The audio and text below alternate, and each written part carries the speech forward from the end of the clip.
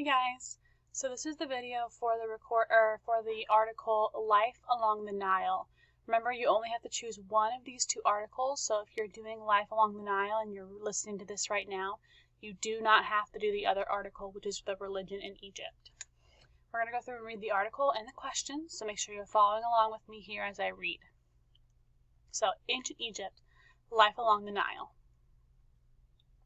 Ancient Egyptian civilization lasted for several thousand years.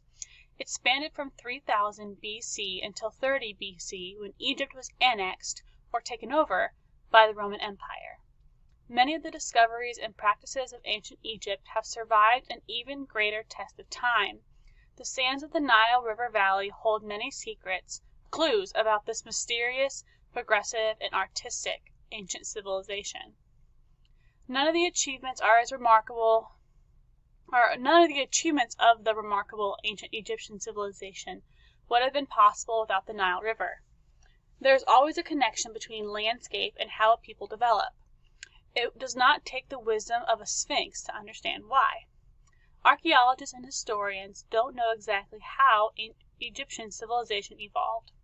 It is believed that humans started living along the Nile's banks starting in about 6000 BCE. For the earliest inhabitants of the Nile River, food was not easy to find. There were no McTuts selling burgers, and though there were a lot of crocodiles, those critters were pretty hard to catch. Food for thought. Over time, however, despite being in the midst of desert surroundings, people discovered that the Nile River provided many sources of food. Along the river were fruit trees, and fish swam in the Nile in great numbers. Perhaps most importantly, they discovered that, at the same time each year, the Nile flooded for about 6 months. As the river receded, it deposited a rich brown layer of silt that was suitable for growing wheat, beans, barley, and even cotton. Farmers learned to dig short canals leading to fields near the Nile, thus providing fresh water for year-round irrigation. Planting immediately after a flood yielded harvests before next year's flood. Prime time. In order to know when to plant, the Egyptians needed to track days. They developed a calendar based on the flooding of the Nile that proved remarkably accurate. It contained a year of 365 days divided into 12 months of 30 days each. The 5 extra days fell at the end of the year. Here's a problem that the Sphinx might have trouble answering. How did the ancient Egyptians make their calendars? What material did they use? Remember, there was no paper. Need a clue? Take a dip in the Nile. Long reeds, called papyrus, grew wild along the Nile. The Egyptians developed a process that turned these reeds into flattened material that could be written on, also called papyrus.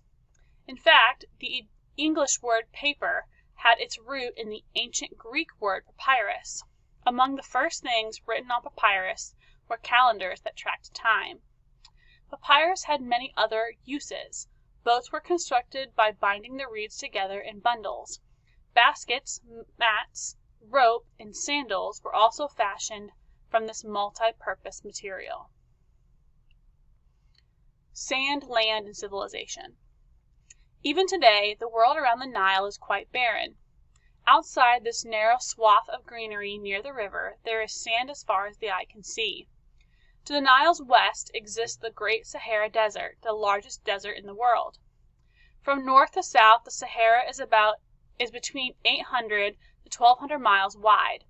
It stretches over 3,000 miles from east to west. The total area of the Sahara is more than 3,500,000 square miles. It's the world's biggest sandbox.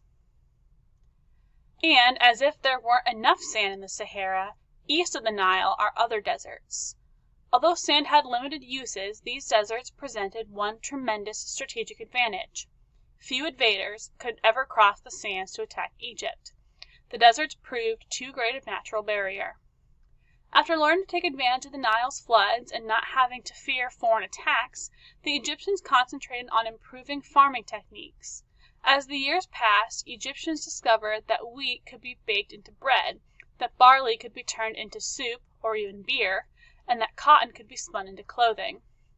With many of life's necessities provided, the Egyptians started thinking about other things, such as art, government, religion, and philosophy. Some of these basics needed to create a civilization. Eventually, pyramids, mummies, Cleopatra, and the Sphinx of Giza became touchstones of this flourishing culture. So let's look at the questions. I'm going to read the questions here. They're the same questions that you would have on your Google form. So you can follow along on that Google form, pause the video at any time to answer the question, and then you can start it back up again to move on to the next one. You can rewind the video if you need to. So let's start on those questions. Number 1, read the summary below. Ancient Egyptian civilization was able to flourish along the Nile River 5,000 years ago. Then we have a giant blank. And then, the Egyptians are known for their art, government, religion, and architectural marvels. Choose the answer that best fits into the blank to complete the summary. A. Because the Egyptians were able to find and grow food so easily along the Nile, they decided they did not need the year-round irrigation anymore. B. Because the Egyptians were able to find and grow food so easily along the Nile, they decided to stay in the middle of the Sahara Desert. C. Because the Egyptians were able to find and grow food so easily along the Nile, they were worried that invaders would try to attack them. Or D. Because the Egyptians were able to find and grow food so easily along the Nile, they were able to spend time on other advancements. Which one completes the summary? Number 2. How does the section Food for Thought relate to the section Prime Time? So how does one section relate to the other one? A. The section Food for Thought describes why Egyptians had a hard time finding food in the desert. The section Prime Time describes how Egyptians knew when to plant the crops so that they would always have plenty of food. B. The section Food for Thought describes what types of foods the Egyptians liked to eat along the Nile. The section Prime Time describes how the Egyptians used papyrus to make baskets, mats, rope, and even sandals. C. The section Food for Thought describes how the Nile River informed when the farmers planted and harvested.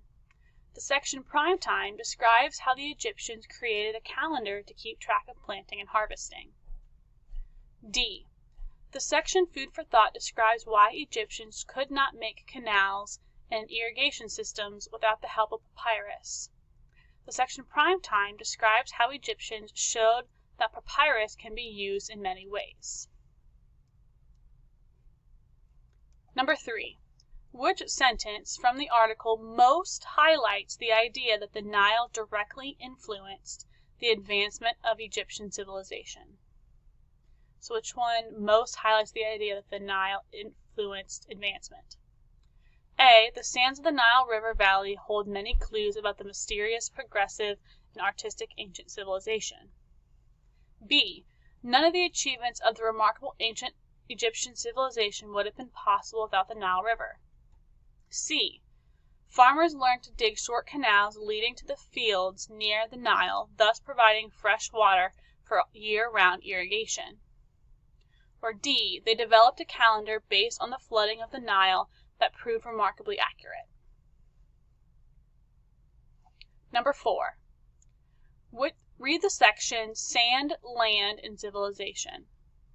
Which paragraph best supports the idea that multiple deserts benefited the Egyptians? So make sure you go back and look. These paragraphs are numbered. So which one best supports the idea that multiple deserts benefited the Egyptians? Is it paragraph 10, paragraph 11, paragraph 12, or paragraph 13? Remember, you can always rewind this video and listen to questions again. You can pause it at any time if you needed to. I will let you guys go ahead and keep going. Remember, if you've done this article and these questions, you do not have to do religion. All right, good luck.